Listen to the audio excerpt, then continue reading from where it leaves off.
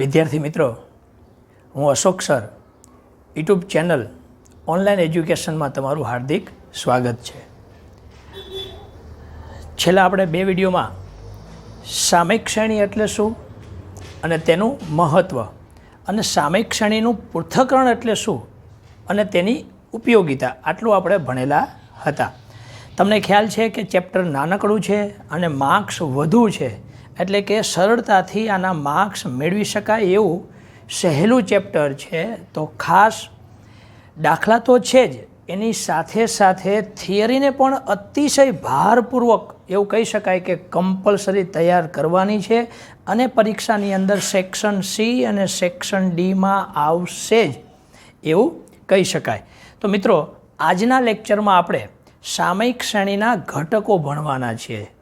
તો મિત્રો, તમે આ વિડીયો સૌપ્રથમ જોઈ રહ્યા હોય તો આ ચેનલ પાસવર્ડ એજ્યુકેશનને સબસ્ક્રાઈબ કરો. બીજું કે આની પૂર્વ ભૂમિકા જો તમે વિડીયો ન જોયા હોય તો અહીંયા ઉપરની સાઈડ આઈ બટન દેખાય છે, તેની ઉપર ક્લિક કરશો તો આગળના વિડીયો અને બીજા નવા ચેપ્ટરના પણ વિડીયો પણ તમને જોવા મળશે. બીજી વાત કે સામયિક શ્રેણીના ઘટકની સમજૂતી મેળવીએ એ પહેલાં એની શરૂઆતમાં થોડીક પૂર્વ ભૂમિકા જે બાંધેલી હતી, કદાચ તમે સૌ પ્રથમ વખત આ વિડીયો જોતા હો તો તમને થોડુંક ખ્યાલ આવે. બીજું મિત્રો કે આ ચેપ્ટરમાં જે થિયરી મેં લખેલી છે બહુ વિશાળ થિયરી છે અને એકદમ શોર્ટમાં મેં સમજાવવાનો પ્રયત્ન કરેલો છે, એટલે પૂરેપૂરો વિડીયો ધ્યાનથી સમજશો તો આ જ થિયરી લગભગ પેજ નંબર 160 ઉપર કદાચ તમને આ થિયરી જોવા મળશે. તો વાંચશો તો વધુ તમને સમજાશે. અને એની આપણે પહેલાં શરૂઆતમાં પૂર્વ ભૂમિકા બાંધીએ. તો સામયિક શ્રેણી એટલે શું? તો કે સમય અનુસાર એકત્રિત કરેલી માહિતી અને એને ગોઠવેલી માહિતીને એને યોગ્ય રીતે ગોઠવવામાં આવે તો એવી આંકડાકીય માહિતીને સામયિક શ્રેણી કહે છે. એ સામયિક શ્રેણી આપણે સમજાવેલું હતું. શેરના ભાવની સંખ્યા લખેલી હતી, એમાં ભાવ પ્લસ માઇનસ થતો હોય, એમાં વધારો ઘટાડો થતો હોય, એમાં ફેરફાર થતો હોય. એ ફેરફારો એના ઉપરથી આપણે ભણ્યા હતા સામયિક શ્રેણીનું પૃથ્થકરણ. તો કે સામયિક શ્રેણીની જે માહિતી છે એનો વિગતવાર અભ્યાસ કરવામાં આવે. વિગતવાર એટલે શું? તો કે એની અંદર થતા ફેરફારો એટલે કે એના પરિબળોનો અભ્યાસ કરવામાં આવે અને જે પરિબળો એની ઉપર અસર કરે છે એ અલગ અલગ પરિબળો અલગ કરવામાં આવે અને એમાં કયા પ્રકારનો અને કેટલા પ્રકારનો ફેરફાર થાય છે એ નક્કી કરવામાં આવે છે. તો એ ફેરફારો કેવા? તો અહીંયા એ ફેરફાર તમે આ આપણે જે લખેલું છે એમાંથી તમને જાણવા મળશે. તો એનાથી આપણે વિસ્તૃત ચર્ચા માટે તમને મેં થોડીક પૂર્વ ભૂમિકા બાંધી. ફરીથી સમજાવું તો કે જે સામયિક શ્રેણી છે એનો વિગતવાર અભ્યાસ કરવામાં આવે, એટલે કે એમાં કેવા ચલનો ફેરફાર થાય છે, કેવા પરિબળો છે અંદર, તો એનો અભ્યાસ આપણે કરવાના છીએ. તો એમાં અલગ અલગ પરિબળો છે, કેવી રીતે જરા એની આપણે વિસ્તૃત ચર્ચા કરીએ. તો પહેલાં તો પરીક્ષામાં પૂછે તમે સામયિક શ્રેણીના ઘટકો કેટલા છે? તો ઘટક આ પ્રમાણે છે. પહેલું છે દીર્ઘકાલીન ઘટક અથવા તો એને વલણ પણ કહે છે. બીજું છે મોસમી ઘટક. ત્રીજું છે ચક્રીય ઘટક અને ચોથું છે અનિયમિત ઘટક. તો 4 ઘટક કહી શકાય. ફરીથી કેટલા ઘટક છે? પહેલું દીર્ઘકાલીન ઘટક અથવા તો એને વલણ પણ કહેવામાં આવે છે. બીજું મોસમી ઘટક. ત્રીજું ચક્રીય ઘટક અને ચોથું અનિયમિત ઘટક એટલે કે યાદચ્છિક ઘટક. એની આપણે વિસ્તૃત થોડીક ચર્ચા કરીએ, સમજીએ. દીર્ઘકાલીન ઘટક એટલે શું? તો કે દીર્ઘ એટલે લાંબા ગાળે. દીર્ઘકાલીન ઘટક મિત્રો ધ્યાનથી થિયરી સમજજો, અગત્યની છે અને સમજી શકાય એવી છે. દીર્ઘકાલીન ઘટક એટલે લાંબા ગાળામાં જે ફેરફારો થતા હોય, લાંબા ગાળે લાંબા અંતરે આપેલી સામયિક શ્રેણી જે છે એના ચલની કિંમતોમાં લાંબા ગાળે ફેરફારો જોવા મળતા હોય એને દીર્ઘકાલીન ઘટક કહે છે. જેમ કે આંતરરાષ્ટ્રીય કક્ષાએ રૂપિયાની કિંમતમાં થતો ઘટાડો, તો કે લાંબા ગાળે એક સમયથી કેટલાય સમયથી કિંમતમાં એનો ઘટાડો થતો જોવા મળે છે. રૂપિયાની કિંમત ઘટતી જોવા મળે છે. મોબાઈલના વેચાણમાં થતો વધારો, તો કે કેટલાય સમયથી તમે લાંબા ગાળાથી જુઓ મોબાઈલ દિન પ્રતિદિન સતત મોબાઈલના વેચાણનો વેચાણનો આંકડો વધતો જ જાય છે. વસ્તી, ભારતના લોકોની વસ્તી, તો કે દિન પ્રતિદિન વર્ષો વર્ષ જે કાઉન્ટ કરવામાં આવે 10 વર્ષે, તો એમાં વસ્તી સતત વધતી જાય છે. લાંબા ગાળાથી તમે જુઓ, એ લાંબા ગાળા દીર્ઘકાલીન ઘટક વલણ છે તેવું કહી શકાય. મૃત્યુના દરમાં થતો ઘટાડો, ધીમે ધીમે મૃત્યુનું દર ઘટતું જાય છે. આ જે ઉદાહરણ છે એ દીર્ઘકાલીન ઘટકના ઉદાહરણ છે એવું કહી શકાય. ફરીથી એક વખત, જે આપણી પાસે માહિતી છે, માનો કે મોબાઈલના વેચાણની સંખ્યા 2001માં આટલું વેચાણ થયું, 2002માં આટલું થયું, 2003માં, 4માં, 5માં, 6માં, 2020 સુધીમાં આટલું વેચાણ થયું, તો તમે નિરીક્ષણ કરશો તો સતત ને સતત મોબાઈલનો વેચાણની સંખ્યા વધતી જ જાય છે. તે લાંબા ગાળે એ દીર્ઘકાલીન છે એવું કહી શકાય. તો એ ઉદાહરણ આપણે જોયા. એવી જ રીતે એવું કહી શકાય કે શિક્ષિતોની સંખ્યા, ભારતની અંદર મેં અહીંયા એક્ઝામ્પલ એનું અહીંયા લખેલું છે, શિક્ષિતોની સંખ્યા વધતી જાય છે. ભારતમાં જે શિક્ષિતો છે એની સંખ્યા વધતી જાય છે. તો કે એવું જે છે એ 60, અત્યારથી નહીં, 60થી 70 વર્ષના ગાળામાં ચેક કરીએ તો એ ધીમે ધીમે સંખ્યા વધતી જાય છે. તો એ 60થી 70 વર્ષનો ગાળો છે એવું કહી શકાય. કેમ? તો કે આવું કેના લીધે થતું હોય છે? તો સમાજમાં રહેલી રૂઢિઓ, લોકોની પસંદગી, એમની રુચિ, અત્યારના સમયમાં ટેકનોલોજીના ફેરફાર. જેમ કે ટેકનોલોજીમાં ફેરફાર થાય, પહેલાં ટીવી હતા, કેવા હતા? ડબ્બા ટાઈપ ટીવી હતા. એ ટેકનોલોજીના ફેરફાર પછી અમુક વર્ષો પછી એ ટીવીનું સ્વરૂપ સ્લિમ ટીવી, LCD ને LED તમે જોઈ રહ્યા છો. તો કે એ લાંબા ગાળે, લાંબા સમયે એના ફેરફારો જોવા મળે છે. કેમ? તો કે લોકોની સામાજિક રૂઢિઓ, પસંદગી, રુચિ, ટેકનોલોજીમાં ફેરફાર, એવા કારણોસર એના લીધે આ બધા ફેરફારો થતા હોય છે કે જે સતત ને સતત એમાં ફેરફારો થયા કરતા હોય છે. હવે જેમ કે એક એક્ઝામ્પલ આપીએ કે માનો કે અહીંયા નદી છે, નદીની ઉપર બ્રિજ બાંધવો છે. શું બાંધવું છે? બ્રિજ. તો એ બ્રિજ બાંધતી વખતે આપણે ચેક કરીએ કે ચલો પાણી કેટલા સુધી પાણીનું લેવલ રહે છે? તો કે કમર સુધીનું લેવલ રહે છે. તો તમે છેલ્લા 5 વર્ષનું ચેક કરો, હા ઢીંચણ સુધી પાણી આવ્યું છે, કમર સુધી પાણી આવ્યું, તો ત્યાં સુધીનો બ્રિજ બાંધી દેવાનો? ના. એ લાંબા ગાળાનું જોવામાં આવે છે. કેટલાય વર્ષો પહેલાંમાં જોવામાં આવે છે કે અત્યાર સુધીમાં કેટલે સુધી પાણીનું લેવલ આવેલું હતું, તો નક્કી કરવામાં આવે કે અહીંયા સુધી પાણી આવેલું છે, તો એ પ્રમાણે બ્રિજ બાંધવામાં આવે છે. તો લાંબા ગાળાના અંતરે, તો અહીંયા મેં 60થી 70 વર્ષનો અંદાજ આપેલો છે. બુકમાં પણ એનો આંકડો લખેલો છે. શિક્ષકોની સંખ્યા એને એક્ઝામ્પલ નીચે જ આ વાત કરેલી છે.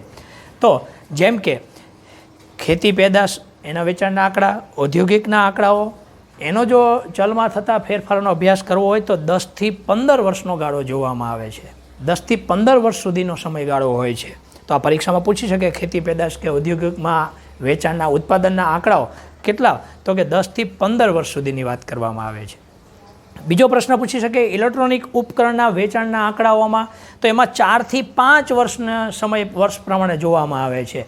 એટલા સમયમાં એના ફેરફારો જે છે એમાં એ ઇલેક્ટ્રોનિક ઉપકરણ માટે એટલા વર્ષમાં ચલણની અંદર થતા ફેરફારો જોવા મળે છે. એટલે કે આવા એક્ઝામ્પલની જે ચર્ચા કરી એને દીર્ઘકાલીન ઘટક કહે છે. એટલે કે લાંબા ગાળે થતા ફેરફારો, સામયિક શ્રેણીની ચલની કિંમતમાં થતા કેવા ફેરફારો? લાંબા ગાળાના ફેરફારો, એટલે દીર્ઘકાલીન કહે છે. વલણને ટ્રેન્ડ કહેવામાં આવે છે. એટલે આને ટી વડે દર્શાવવામાં આવે છે. આ આપણે સમજી ગયા છીએ. બાજુમાં ટી કેના માટે છે? તો એ પ્રમાણે ટી વડે દર્શાવવામાં આવે છે. બીજું કે સુરેખ વલણ એટલે શું? આની અંદર જ આપણે સમજીશું.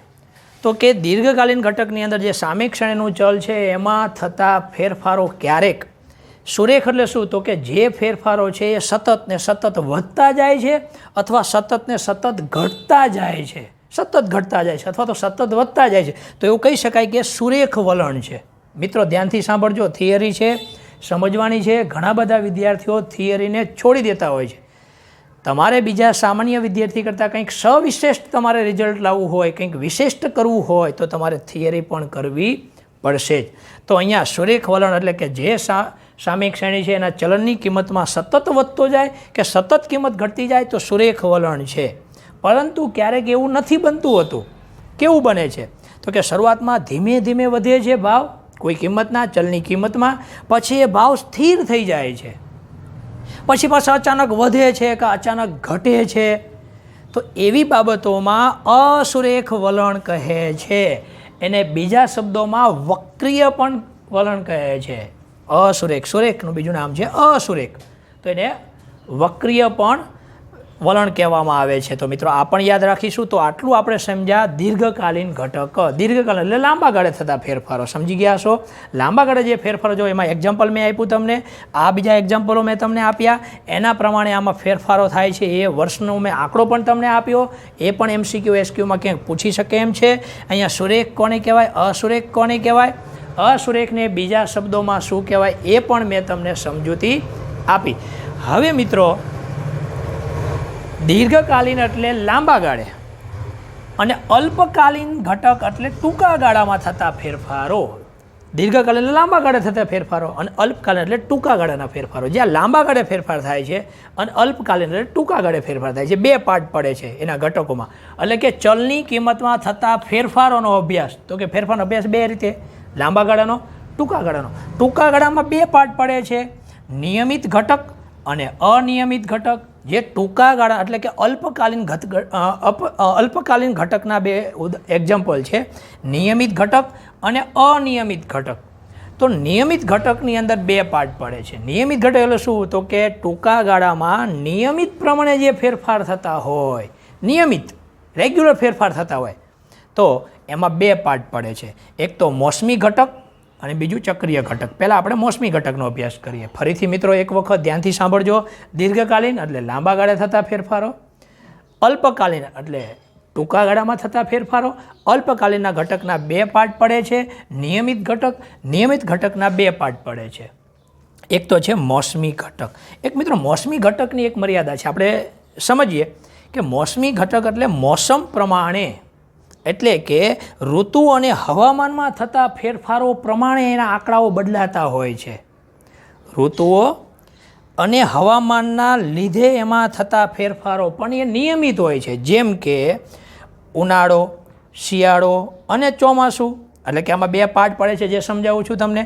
તો કે મોસમી ઘટકની અંદર જો કિંમત તમને વાર્ષિક આપેલી હોય, આખા વર્ષની કિંમતો આપેલી હોય, ચલની કિંમતો આપેલી હોય, તો મોસમી ઘટકમાં યોગ્ય એની કિંમત ચલનો અભ્યાસ કરી શકાતો નથી. કેમ? તો કે મોસમ તો 3 મહિને 6 મહિને ઋતુ પ્રમાણે બદલાતી હોય છે.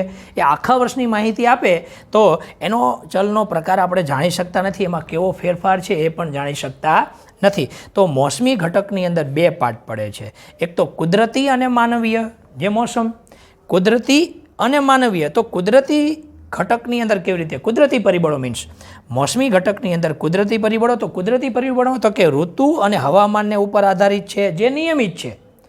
તો કે એનો સમયગાળો કેટલો છે? મોસમી ઘટકનો સમયગાળો કેટલો છે? તો કે 1 વર્ષથી ઓછો સમયગાળો છે. કેટલો છે? જે આ મોસમી ઘટક છે એનો સમયગાળો કેટલો હોય છે? 1 વર્ષથી ઓછો. પરીક્ષામાં પૂછાશે કે કોનો સમયગાળો 1 વર્ષથી ઓછા સમય માટેનો હોય છે? તો એ મોસમી ઘટકનો સમયગાળો 1 વર્ષથી ઓછા સમય માટેનો હોય છે. તો એમાં આપણે કુદરતી પરિબળોની અસર. તો કુદરતી પરિબળ એટલે કે કુદરતી રીતે જે ઋતુ અને હવામાન બદલાતું હોય છે. જેમ કે પહેલું ચાલે છે ઉનાળો. તો કે ઉનાળાની અંદર ઠંડા પીણાનું પ્રમાણ વધી જાય છે, વેચાણનું પ્રમાણ વધે છે. એસી, પંખા, કુલર એનું પ્રમાણ અતિશય વધી જાય છે, વેચાણનું પ્રમાણ વધી જાય છે. તો એ ઉનાળાની અંદર એનો ફેરફાર જોવા મળે છે. એવી જ રીતે મિત્રો શિયાળાની અંદર સ્વેટર છે, ઠંડીને રક્ષણ આપતા વસ્તુઓનું વેચાણ અચાનક જ વધી જાય છે. તો કે શિયાળાની અંદર થતા ફેરફારો એ 3 મહિને 4 મહિને, તો કે એ સમય ફિક્સ છે. 1 વર્ષથી ઓછો સમયગાળો છે જે કુદરતી છે. શિયાળો આવે એટલે વેચાણમાં વધઘટ થવા લાગશે. ચોમાસું આવે તો કે રેઇનકોટ, છત્રી બધું જ એનું પ્રમાણ તમે જાણો છો. તો કે વેચાણ ચોમાસાના પ્રમાણમાં વેચાણ વધી જશે. જે છત્રીનું વેચાણ ઉનાળામાં નથી થતું એ ચોમાસામાં થાય છે. જે સ્વેટરનું વેચાણ શિયાળામાં થાય છે એટલું ઉનાળામાં અને ચોમાસામાં થતું નથી. તો એનો મતલબ એવો થયો કે મોસમી ઘટકની અંદર જેનો સમયગાળો 1 વર્ષથી ઓછા સમય માટે હોય છે, કે જે કુદરતી પરિબળો એટલે કે ઋતુ અને હવામાનના ઉપર એના આધારિત એમાં ફેરફારો જોવા મળે છે. તો આ કુદરતી પરિબળ થયા. હવે માનવીય પરિબળ. તો કે માનવીય પરિબળ જે ટૂંકા ગાળા માટે શું અસર કરે છે, 1 વર્ષથી ઓછો સમયગાળો શું છે, તો કે આપણા તહેવારો, રીત રિવાજો, લોકોની આદતો એના પ્રમાણે ફેરફારો થયા કરે છે. કેવી રીતે? આ શું સમજાવું છું, કઈ રીતે વાત કરું છું મિત્રો, ધ્યાનથી સાંભળજો. જેમ કે આપણે વાત કરીએ પતંગના વેચાણની વાત. પતંગનું વેચાણ કેટલું થાય, તો કે ક્યારે વધશે, તો કે જ્યારે ઉત્તરાયણની સિઝન આવશે, ઉત્તરાયણ આવશે તેના મહિનો અગાઉ એની આજુબાજુના સમય પ્રમાણે તો કે એનું વેચાણનો આંકડો વધી જાય છે, જે માનવીય પ્રવૃત્તિ છે, માનવીય પરિબળ અસર કરે છે. દિવાળી છે તો દિવાળીમાં ફટાકડાનું પ્રમાણ વધે છે. આપણા રીત રિવાજો, લગ્નનો સમયગાળો હોય તો સોનાનું વેચાણનો આંકડો વધી જાય છે. લગ્નનો ગાળો છે તો ફટાકડાનું વેચાણ વધી જાય છે, કપડાની ખરીદી વધી જાય છે. દિવાળી છે તો કે દિવાળીમાં મીઠાઈનું વેચાણ વધે છે. બીજા સમયમાં નથી વેચાતી, એ સિઝન પ્રમાણે, એટલે કે સમય, રીત રિવાજો, તહેવારો, લોકોની આદતમાં લોકોની આદત શું, તો કે મોબાઈલ બદલવાની આદત છે. વારે વારે મોબાઈલ અમુક સમય પ્રમાણે મોબાઈલ બદલાય છે, અમુક બીજી કોઈ આદતો છે. તો એના પ્રમાણે સામયિક શ્રેણીની ચલની કિંમતમાં ફેરફારો જોવા મળે છે. અત્યારે આટલું વેચાય છે તો કે ઉનાળો આવ્યો તો કે હવે વેચાણ વધી ગયું. આઈસ્ક્રીમનું વેચાણ અચાનક ઉનાળામાં વધી ગયું. તો કે આ રીતે મોસમી ઘટક પ્રમાણે કુદરતી પરિબળો અને માનવીય પરિબળો બે અસર કરે છે. મિત્રો તમે સમજી ગયા હશો. હજુ એક વખત હું વારંવાર રિપીટ કરીશ, ધ્યાનથી સમજજો, કોઈ ઉતાવળ ન કરશો. આ થિયરી ઘણી બધી છે, એક બોર્ડમાં એક જ લેક્ચરમાં મેં સમાવવાનો પ્રયત્ન કરેલો છે. 2 પાર્ટ પાડે તો કદાચ તમે સમજી ન શકે, કન્ફ્યુઝ થાત. તો એકની અંદર જ બધું આપણે સમજીશું અને શીખવાનો પ્રયત્ન કરીશું. ન સમજાય તો એક વિડીયો વારંવાર રિપીટ કરો તો આપણને ચોક્કસ ખ્યાલ આવશે. બીજું, ફરીથી દીર્ઘકાલીન ઘટક એટલે કે લાંબા ગાળાનું, અલ્પકાલીન એટલે ટૂંકા ગાળાનું, એમાં નિયમિત ઘટક, એમાં મોસમી ઘટક. મોસમીને સિગ્નલ કહે છે એટલે એને ST વડે દર્શાવાય છે. ST. વલણ એને ટ્રેન્ડ એટલે T વડે દર્શાવાય છે. મોસમી, સિઝન એટલે ST વડે દર્શાવાય છે. એટલે કુદરતી અને માનવી બંને વસ્તુ આપણે સમજી ગયા. એવી રીતે ચક્રીય ઘટક છે. જેમ 1 વર્ષથી ઓછા સમયગાળા માટે જે છે ટૂંકા ગાળાનો સમયગાળો, જે લાંબા ગાળાનો હતો, હવે આપણે અલ્પકાલીન ભણીએ, એમાં ટૂંકા ગાળાના સમયગાળામાં જે 1 વર્ષથી ઓછો સમયગાળો છે અને જે કેવો છે તો કે નિયમિત છે. જો નિયમિત છે, ઉનાળો છે ગયો, પાછો ફરીથી ઉનાળો આવશે એટલે એ જ પ્રમાણે વેચાણ એનું વધશે. તો કે નિયમિત રીતે ફેરફાર થાય છે, તેને મોસમી ઘટક કહે. ચક્રીય ઘટક. ચક્રીય ઘટક નિયમિત નથી. કેમ? તો કે એનો ગાળો 2 વર્ષથી લઈ અને 10 વર્ષ રીતે, સામાન્ય રીતે કેટલો પરીક્ષામાં પૂછે ચક્રીય ઘટકનો સામાન્ય રીતે કેટલો ગાળો, તો કે 2 વર્ષથી લઈ અને 10 વર્ષ સુધીનો હોય છે. અને વિશિષ્ટ સંજોગોમાં 10 વર્ષથી લઈને 15 વર્ષ સુધીનો સમયગાળો હોય છે. જે માહિતી મળેલી છે એ માહિતીમાં ફેરફારો જોવા મળે છે. તો આ ચક્રીય ઘટકના લીધે જે કહી શકાય. તો કે એનું બેસ્ટમાં બેસ્ટ ઉદાહરણ કેવું હોય તો તેજી અને મંદી. તો કે તેજી, આ 1 વીકમાં તેજી છે પછી 1 વીક પછી મંદી, એવું નથી. એ લાંબા ગાળે ફેરફારો થતા જોવા મળે છે. એનું બેસ્ટ એક્ઝામ્પલ છે તેજી, મંદી, વૃદ્ધિ, પડતી. મીન્સ એનો મતલબ એવો થયો. તો આ પ્રમાણે વસ્તુઓના ભાવમાં ફેરફારો થતા હોય કે કોઈ વસ્તુનો ભાવ છે તો કે એ ટૂંકા સમયમાં વધઘટ નથી થતી, એ ચક્રીય છે કે 2 થી 10 વર્ષના સમયગાળામાં એમાં ફેરફારો જોવા મળતા હોય છે. શેર બજારમાં એનો શેરનો ભાવ તો કે સતત કે વધઘટ એવું જરૂર નથી, પણ એ લાંબા ગાળે એ શેરની કિંમતમાં ફેરફારો જોવા મળતા હોય છે. રોકાણ કરેલું હોય તો રોકાણમાં પણ પ્લસ માઇનસ, એ આ એના ઉદાહરણો છે.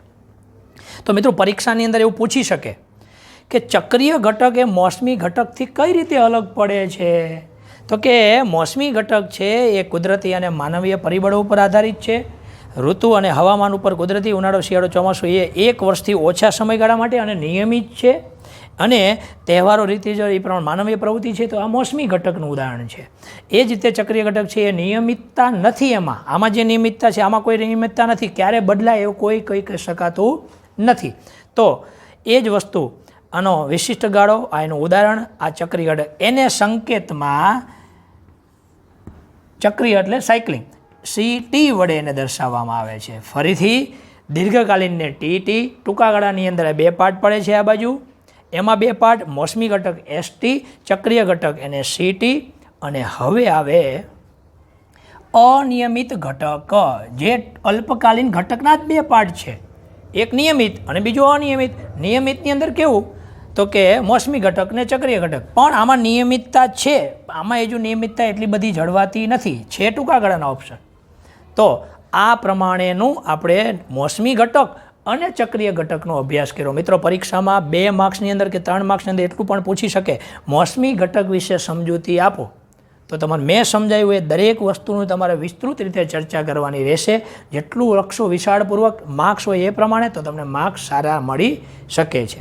હવે અનિયમિત ઘટક, કે એમાં કોઈ ફેરફારો નથી મોસમ પ્રમાણે, કે નથી કોઈ ચક્રીય ઘટક, કોઈ નથી દીર્ઘકાલીન, અચાનક એટલે કે આકસ્મિક અને અણધાર્યા પરિણામો જે મળતા હોય છે. આકસ્મિક એટલે કે અચાનક, કે જે ચલની કિંમતમાં ફેરફારો જોવા મળે છે એને અનિયમિત ઘટક કહે છે, અથવા તો એને યાદચ્છિક વધઘટ પણ કહે છે, અથવા યાદચ્છિક ઘટક પણ કહે છે.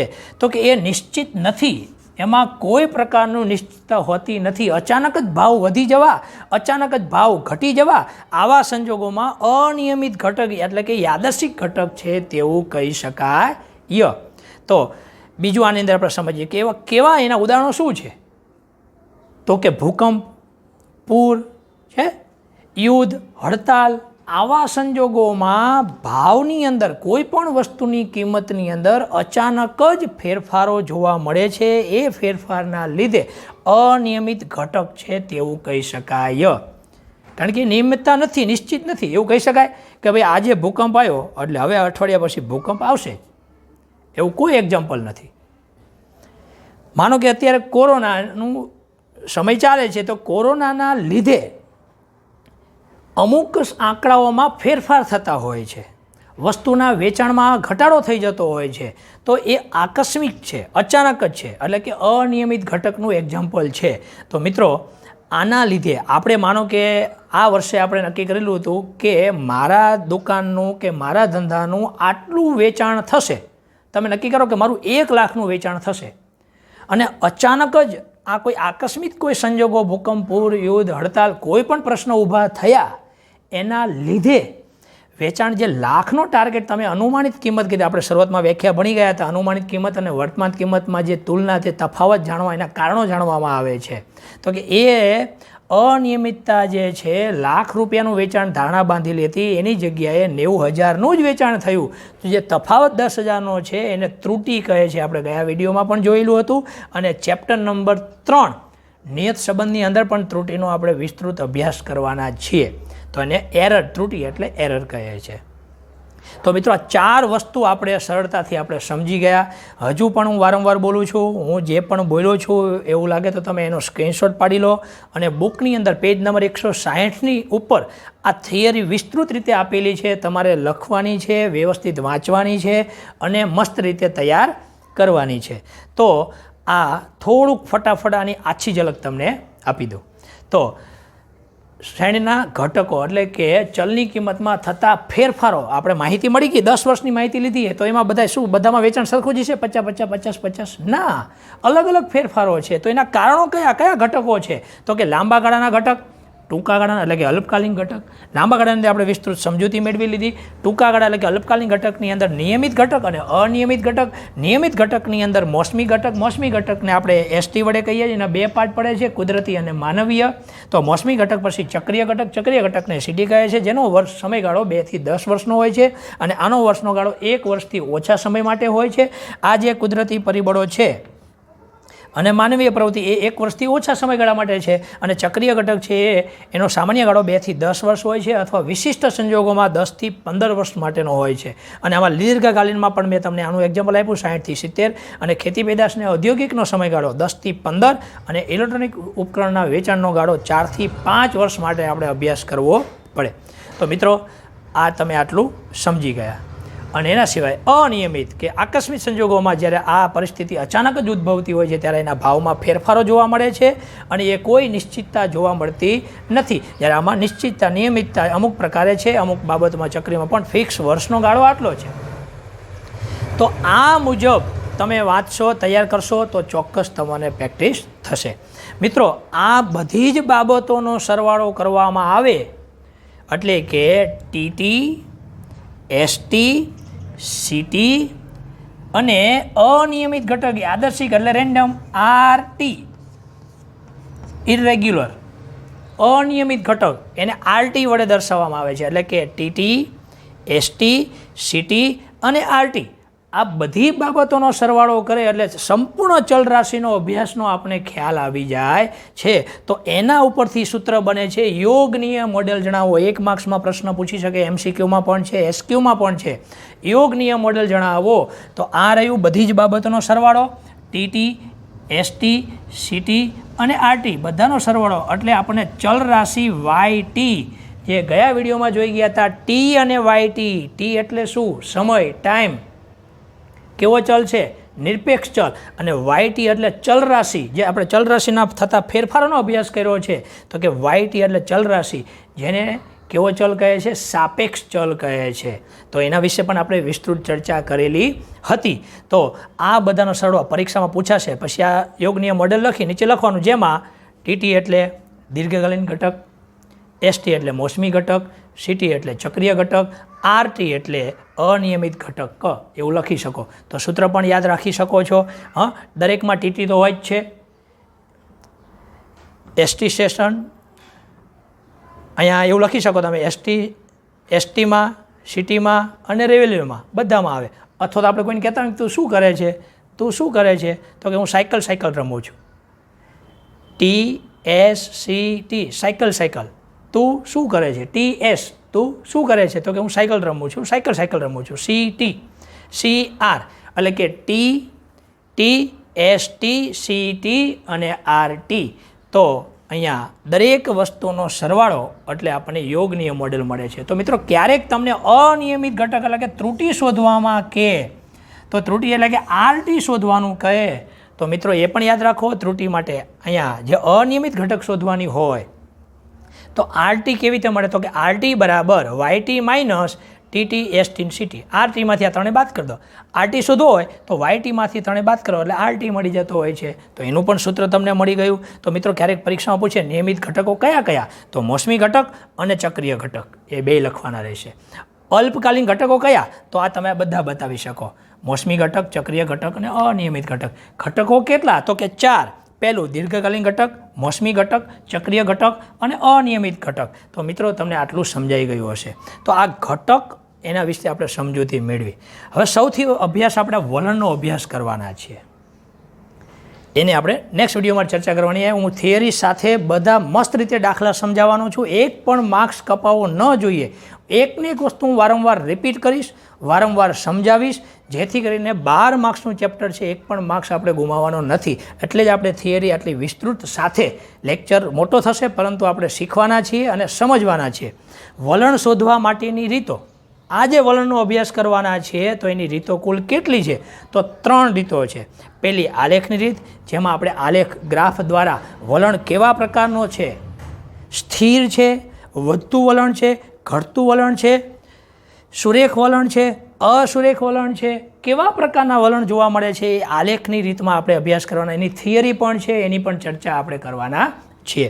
બીજું ન્યૂનતમ વર્ગોની રીત, કે જેમાં આપણે સુરેખ સમીકરણ મેળવી શકીએ છીએ. સુરેખ સમીકરણ ઉપરથી વલણ શોધી શકાય છે. ન્યૂનતમ વર્ગોની રીત જે શ્રેષ્ઠ રીત છે એ આપણે એની આવશે જ્યારે રીત ત્યારે પણ ચર્ચા કરીશું. અને ત્રીજું ચલિત સરેરાશની રીત, તો કે જ્યારે આ બધામાં ટૂંકા ગાળાની રીતને ધ્યાનમાં નથી, જ્યારે ટૂંકા ગાળાના ફેરફારો થતા હોય ત્યારે ચલિત સરેરાશની રીત ખૂબ જ ઉપયોગી બનતી હોય છે. તો એની ચર્ચા જ્યારે આપણે આવશે ત્યારે આપણે ચર્ચા કરવાના છીએ. તો મિત્રો અહીંયા આપણે સામયિક શ્રેણીના ઘટકો વિસ્તૃત રીતે ચર્ચા કરેલી છે. આમાંથી ઘણા નાના પ્રશ્નો ઉદ્ભવે છે. જો તમે 5 મિનિટ માટે સમય આપો તો ફટાફટ આપણે એના ટૂંકા પ્રશ્નો કેવા છે અને કયા છે એનો પણ આપણે અભ્યાસ કરી લઈએ. તો સમજીએ કેવા પ્રશ્નો છે આની અંદર, તો એ તમને પણ ખ્યાલ આવશે અને એકદમ સરળ અને સમજી શકાય એવા પ્રશ્નો છે. મોસમી ઘટકને કારણે સામયિક ચલમાં કયા પ્રકારના ફેરફારો થાય છે? મોસમી ઘટકને લીધે કેવા પ્રકારનો ફેરફારો થાય છે? દીર્ઘકાલીન, અનિયમિત, નિયમિત કે શૂન્ય પ્રમાણમાં? તો મોસમી ઘટકમાં આપણે કેવા નિયમિત ફેરફારો થાય છે. એક માર્ક્સમાં પ્રશ્ન છે, ધ્યાનથી હું ફટાફટ બોલી ઝડપથી. હડતાલને કારણે કોઈ એક કંપનીના ઉત્પાદનમાં થયેલો ઘટાડો કઈ ઘટકને કારણે? હડતાલને કારણે. તો હડતાલ કેમાં છે? અનિયમિત હડતાલ છે, અનિયમિત. અથવા તો યાદચ્છિક પણ લખ્યું હોય તો યાદચ્છિક પણ તમે કહી શકો છો. પછી જોઈએ સુરેખ વલણ શોધવા માટે કઈ રીત સમીકરણનું અન્વયન? તો અમે અત્યારે જ કીધું સુરેખ વલણ અને સમીકરણ, તો કે ન્યૂનતમ વર્ગમૂળ જ્યારે આવશે ત્યારે વિસ્તૃત ચર્ચા કરીશ એની. સામયિક શ્રેણીનું યોગનીય મોડેલ જણાવો. યોગનીય મોડેલ છે આ રહ્યું, આ પરીક્ષામાં પ્રશ્ન પૂછી શકે. એનાથી આગળ પ્રશ્ન, સામયિક શ્રેણીનો નિરપેક્ષ ચલ કયો છે? તો આપણે શીખવાડ્યું નિરપેક્ષ ચલને ટી કહેવાય, સાપેક્ષ ચલને વાય ટી કહેવાય. ગયા વિડીયોમાં પણ ચર્ચા થઈ ગઈ છે. આગળ, સામયિક શ્રેણીના કયા ઘટકનું અનુમાન મેળવવું અશક્ય હોય છે? કયા ઘટકનું? આ બધું આપણે અનુમાન મેળવીએ, આ અનિશ્ચિત છે, આનું અનુમાન મેળવવું અશક્ય છે. તો યાદ રાખજો, એમાં જવાબ તમે યાદશિક ઘટક લખી શકશો. આગળ વધીએ. નીચેના પૈકી કયા ફેરફારો ચક્રીય ઘટકને લીધે થાય છે? ચક્રીય ઘટક તો આમાં લખેલું છે શિયાળામાં વધતી સ્વેટરની માંગ, તો એ તો કે મોસમી છે. શેર બજારમાં ચાલતી મંદીના કારણે થયેલા શેરના ભાવ, મંદી, હા ચક્રીય ઘટક છે, એની અંદર તેજી મંદી, તો એ ચક્રીય ઘટકનું ઉદાહરણ છે. બીજા આગળ ઓપ્શન વાંચતો નથી. જાન્યુઆરી એ દાખલો છે, જ્યારે નેક્સ્ટ કોલમ આવશે. આગળ સમજીએ, વલણ શોધવાની કઈ રીતથી ટૂંકા ગાળામાં પુનરાવર્તન પામતી? ટૂંકા ગાળામાં આપણે સમજાય, ટૂંકા ગાળામાં થતા ફેરફારો ચલિત સરેરાશ છે, એના દાખલામાં આવશે ત્યારે અભ્યાસ વધુ ખ્યાલ આવશે. આગળ નાનકડો બીજા પ્રશ્ન જોઈએ. સમય અનુસાર ગોઠવવામાં આવેલી માહિતીને શું કહે? સમય અનુસાર જે માહિતી મળે એને સામયિક શ્રેણી કહે છે. ઔદ્યોગિક ઉત્પાદનમાં વલણ જાણવા માટે, ઔદ્યોગિક ઉત્પાદન દીર્ઘકાલીન, ઔદ્યોગિક 10 થી 15 વર્ષનો ગાળો ઓપ્શનમાં છે જ. તો આવા નાના નાના પ્રશ્નો ખૂબ જ ઉપયોગી બનતા હોય છે. આગળ સમજીએ, ઇલેક્ટ્રોનિક ઉપકરણમાં વલણ જાણવા માટે કેટલા સમયનો? તો ઇલેક્ટ્રોનિકમાં 4 થી 5 વર્ષ. એનાથી આગળ સમજીએ, સામયિક શ્રેણીના ચલમાં ખૂબ જ ટૂંકા ગાળામાં જે લગભગ નિયમિત વધઘટ કયા ઘટકની અસર છે? ટૂંકા ગાળામાં નિયમિત, તો નિયમિત આ છે મોસમી ઘટક. પરીક્ષામાં પૂછી શકે MCQ, તો યાદ રાખજો. ચક્રીય ઘટકનો આવર્તન ગાળો સામાન્ય રીતે કેટલો હોય છે? તો આર્યો 2 થી 10 વર્ષનો ગાળો હોય છે. વિશિષ્ટ રીતે કેટલો હોય છે એવું પૂછે તો 10 થી 15 વર્ષનો હોય છે. તેજી મંદીના ચક્રોથી થતી વધઘટ કયા પ્રકારની છે? તેજી મંદી, તો કે ચક્રીય ઘટક છે. એકદમ સરળ પ્રશ્ન. એ જ પ્રશ્ન, કુદરતી આફતો, રાજકીય ઉથલપાથલ, તો કુદરતી આફતો કેમાં આપણે? અનિયમિત યાદશિક ઘટકમાં આપણે આવે, અથવા અનિયમિત જે પણ કે, બરાબર. તો આ પ્રમાણેના પ્રશ્નો છે, તો ધ્યાનથી સમજશું, શીખશું. જો ન સમજાણું હોય તો તમે વારંવાર રિપીટ કરશો તો પણ તમને સમજાશે. નાના નાના પ્રશ્ન પણ આમાં આપેલા છે જે આપણે ભણી ગયા છીએ. કેવા કેવા પ્રશ્ન? સામયિક શ્રેણી એટલે શું શીખી ગયા. સામયિક શ્રેણીના કયા ઘટકને લીધે ચલમાં અલ્પકાલીન વધઘટ થાય છે? કયા ઘટકના લીધે અલ્પકાલીન? તો અલ્પકાલીન આ ઘટકના લીધે મોસમી, ચક્રીય અને અનિયમિત, એના લીધે અલ્પકાલીન ઘટકો ઉદ્ભવે છે. એનાથી આગળ વાત કરીએ, સામયિક શ્રેણીનું પૃથ્થકરણ એટલે શું? અભ્યાસ કરી ગયા. ચક્રીય ઘટકને સંકેતમાં શું કહે છે? ચક્રીય ઘટકને સીટી. તો આવો પ્રશ્ન પૂછે, આ પણ પૂછે ને આ પણ પૂછે. 4 પ્રશ્નો બીજા ઊભા થઈ ગયા. એનાથી આગળ, વલણ માપવાની રીતો કેટલી છે? 3 રીતો છે. એનાથી પણ આગળ જોઈએ, 1 વર્ષથી ઓછા સમયમાં પુનરાવર્તન થતી વધઘટો એ કયા ઘટકને અસર પામતી છે? 1 વર્ષથી ઓછું તો મોસમી ઘટક, 1 વર્ષથી 2 વર્ષથી તમે બધું કહે તો ચક્રીય ઘટક, વધારે લાંબા ગાળાનો તો આ, અનિયમિત કે તો આ. બધા પ્રશ્નો મળી રહે. સામયિક શ્રેણીના ઘટકોના નામ લખો તો 4 ઘટક લખી દેવાના. તો આવા પ્રશ્નો અંદર વારંવાર છે. વલણ શોધવા માટે ચલિત રીત ક્યારે વધુ ઉપયોગી છે? તો એ ટૂંકા ગાળાના અસર જ્યારે આવશે ત્યારે સમજવાના છે આપણે. તો આવા પ્રશ્ન આપેલા છે. મોસમી ઘટક કોને કહે છે? પ્રશ્ન ભણી ગયા અત્યારે જ આપણે. દીર્ઘકાલીન ઘટક કોને કહે છે? ચક્રીય ઘટક કોને કહે છે? તો આ પ્રશ્નો વારંવાર રિપીટ થતા હોય છે વિદ્યાર્થી મિત્રો. તો આજે મેં લેક્ચર તમારો બહુ થોડોક વધારે લાંબો લીધો છે, પણ આ તમને ખૂબ જ ઉપયોગી બનશે. MCQ, SQ, C અને D આમાં થિયરી. હવે થિયરી કઈ બાકી રહી? તો આ 3 રીતની થિયરી અને એના 3 રીતના દાખલાઓનો આપણે અભ્યાસ કરવાના છે. એ પણ હું મસ્ત રીતે સમજાવીશ. એક પણ માર્ક્સ કપાય નહીં એવી રીતે આપણે દાખલાઓનો અભ્યાસ કરવાના છીએ. તો મિત્રો હું આશા રાખું કે તમે પ્રેક્ટિસ કરશો, તૈયારી કરશો. તમારે લખવાની જરૂરિયાત હોય તો આનો સ્ક્રીનશોટ લઈ લો. સ્ક્રીનશોટ લીધા પછી એ તમે બધી જ વસ્તુ આવી રીતે શોર્ટકટમાં નહીં, ડિટેલ સાથે લખશો. એ જ આપણું હોમવર્ક છે. મિત્રો કેવી રીતે લખશો? ડિટેલ સાથે. કયા પેજ ઉપર એ પણ તમને કહું છું. પેજ નંબર 160 ઉપર છે. વિસ્તૃત રીતે મેં જે ચર્ચાવ્યું મુદ્દા પ્રમાણે એ રીતે તમે લખશો તો તમને ખૂબ જ અહીંયા ઉપયોગી બનશે અને તમને આવડશે અને પરીક્ષામાં પણ તમને સમજાશે.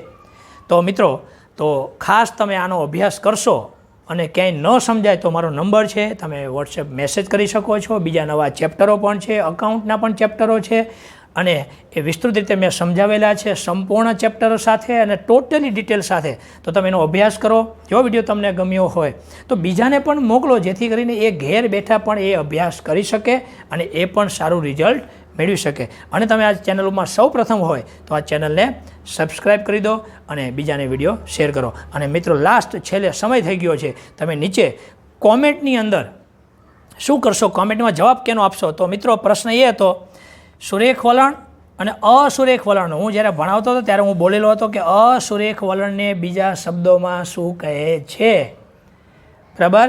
તો અસુરેખ વલણને બીજા શબ્દોમાં શું કહે છે? અત્યારે જ તમે કોમેન્ટ કરો કે અસુરેખ વલણને બીજા શબ્દોમાં આના વડે કહેવામાં આવે છે. તો આટલો જવાબ આપીએ અને આજના લેક્ચરને અહીંયા આપણે પૂર્ણ કરીએ છીએ.